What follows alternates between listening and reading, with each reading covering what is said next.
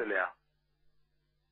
מתיחות רבה בקרב ארגונים שמסייעים למבקשי מקלט, כמו גם בארגונים שמבקשים לגרש את המבקשים לאלתר, זאת לקראת פסיקת בג"ץ בשאלת חוק המסתננים. על פי החוק הזה יכולה המדינה לעצור כל מסתנן בלי משפט ולשלוח אותו למעצר. כתבתה של פארלי שחר. נציגי 16 הארגונים החברתיים מימין ומשמאל שהתכנסו בחודשים האחרונים גיבשו מסמך עקרונות שיאפשר לדעתם לישראל להמשיך ולהיות מדינה יהודית ודמוקרטית.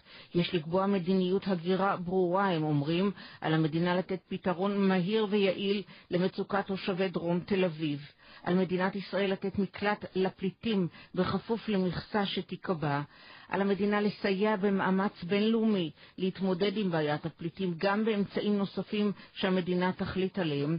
על המדינה לבדוק את מעמדם של הטוענים למעמד פליט בהקדם ובהליך הוגן. מי שיוברר שאיננו פליט יוחזר במידת האפשר לארצו או שישב במתקן שהייה עד שהמצב בארצו יאפשר את החזרתו.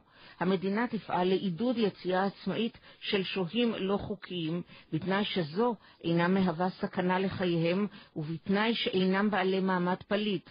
המדינה תגביל את התמריצים הכלכליים של שוהים בלתי חוקיים להמשך שהייה בישראל, כך אורי מתוקי מארגון דרור ישראל. צריכה להיות מדיניות, המדיניות היא מדיניות הוגנת, אך עם זאת גם צריך להיות בה קריטריונים מאוד מאוד ברורים. ואני חוזר ואומר, מי שנמצא כאן על מנת להיטיב את תנאיו, שהוא מאגר, למעשה מאגר עבודה בלתי חוקי, שנמצא כאן בשכונות דרום תל אביב ומסתובב, צריך להיות מורחק מכאן. ואם יש קשיים עם העניין הזה, עם המדינות מהם הם באים, אז צריך למצוא פתרונות זמניים אחרים. בין הארגונים החתומים על המסמך, ישראל שלי, הוועד למאבק ברצח עם, תחנה מרכזית, נאמני תורה ועבודה, תנועת הבוגרים של השומר הצעיר.